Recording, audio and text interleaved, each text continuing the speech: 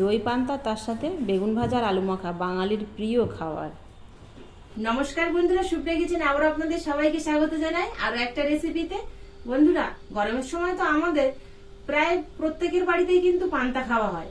তো আমরা পান্তা খাই, সেই সঙ্গে আলু ভাজা বা বেগুন ভাজা বা বিভিন্ন রকম ভাজাভুজি দিয়ে বা গোলা দিয়ে আমরা পান্তা খাই।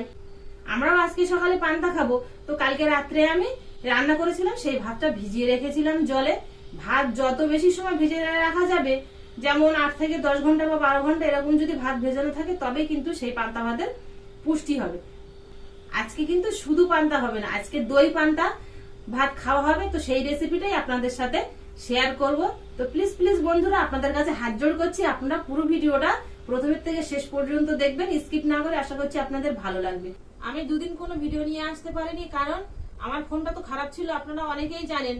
তো ফোনটা ঠিক করতে দিয়েছিলাম, আর যার ফোনে ভিডিও করতাম সে ফোনটা নিয়ে নিয়েছিল। সেই জন্য আমার ফোনটা আসার পরে তারপরে আমি আবার ভিডিও করতে শুরু করেছি। ক্যামেরাটা অতটা ভালো আসবে না, কারণ ফোনটা খারাপ হয়ে গেছে। তো সেই জন্য তো প্লিজ প্লিজ বন্ধুরা, আপনারা এই ছোট্ট বোনটাকে আশীর্বাদ করবেন পুরো ভিডিওটা দেখে, পাশে থেকে।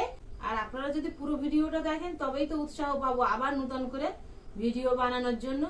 তো প্লিজ প্লিজ বন্ধুরা, আপনারা পুরো ভিডিওটা প্রথমের থেকে শেষ পর্যন্ত দেখবেন। যে সকল বন্ধুরা ইউটিউব চ্যানেলে নতুন, প্লিজ বন্ধুরা বেল আইকন সঙ্গে সাবস্ক্রাইব করে পাশে থাকবেন। আর ফেসবুক পেজ থেকে দেখলে পেজটিকে ফলো করে পাশে থাকবেন। সারা রাত পান্তাটা ভিজিয়ে রেখেছিলাম, বেশ নরম হয়ে গেছে। এবার এর মধ্যে আমি আরো কিছু উপকরণ দিয়ে মিশিয়ে রেখে দেবো। একটা পেঁয়াজ কুচি নিয়েছি, এর মধ্যে দিয়ে দেবো স্বাদ মতো লবণ। আর এখানে টক দই নিয়েছি পরিমাণ মতো, যেরকম আমি পান্তা ভাত নিয়েছি ঠিক সেরকম পরিমাণ করে টক দই নিয়েছি, এর মধ্যে দিয়ে দেবো। পান্তার সঙ্গে ভালো করে টক দইটা মিশিয়ে নেব।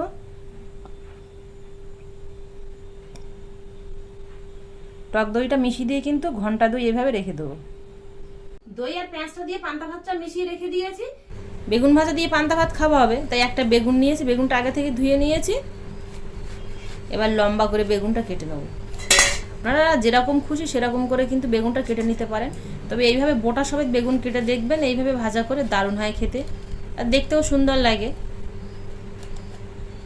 একটা বেগুনের আমি 3 চাকা করে নিয়েছি, ধুয়ে নেবো আর একবার জল দিয়ে।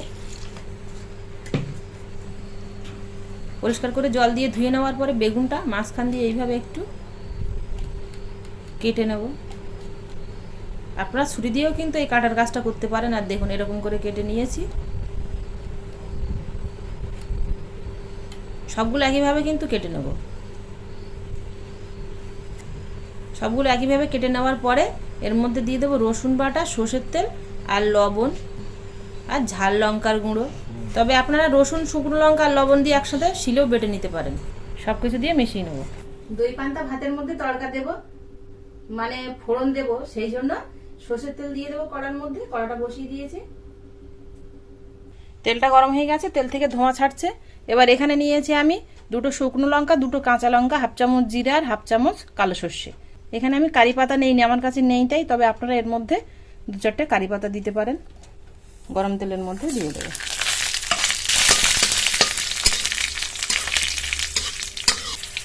মশলাটা ভাজা হয়ে গেছে, সুন্দর একটা গন্ধ ছাড়ছে। এবার নামিয়ে নেব, সরাসরি পান্তার মধ্যে দিয়ে দেবো।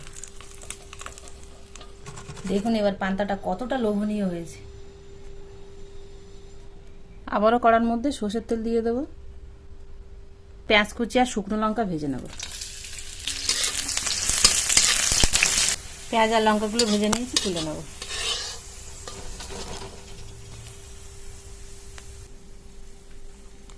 আর একটু সর্ষের তেল,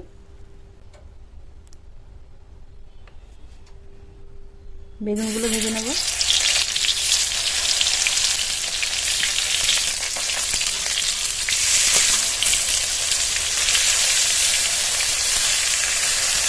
আলুটা মেখে নেব।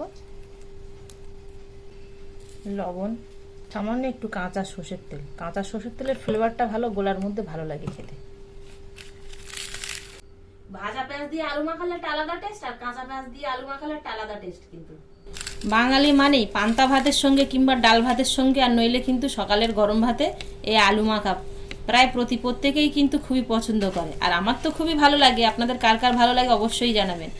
আর এই যে ভাজা ঝাল দিয়ে আলু মাখা না, দারুণ দারুণ টেস্ট। বেগুনগুলো লাল করে ভেজে নিয়েছি, তুলে নেব।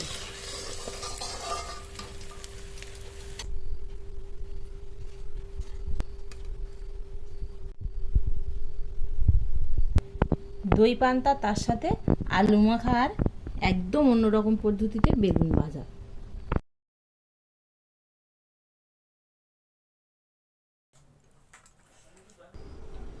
অনেকদিন পরে পান্তা ভাত খেলাম, কি বলবো বন্ধুরা, সেই স্বাদ। আর বাঙালি মানেই কিন্তু পান্তা ভাত আর আলু মাখা, বিশেষ করে এই গরমের সময়। আপনারা তো পান্তা ভাত খান, কিন্তু একবার আমার মতো এইভাবে পান্তা ভাত বানিয়ে খেয়ে দেখবেন দই দিয়ে, দারুণ হবে খেতে। আর ভালো লাগলে প্লিজ প্লিজ বন্ধুরা আপনাদের বন্ধুদের কাছে শেয়ার করবেন, আর লাইক করতে প্লিজ বন্ধুরা ভুল করবেন না। আবারও দেখা হবে আপনাদের সাথে পরবর্তী নতুন কোনো ভিডিওতে। ততক্ষণ আপনারা সবাই ভালো থাকবেন ও সুস্থ থাকবেন।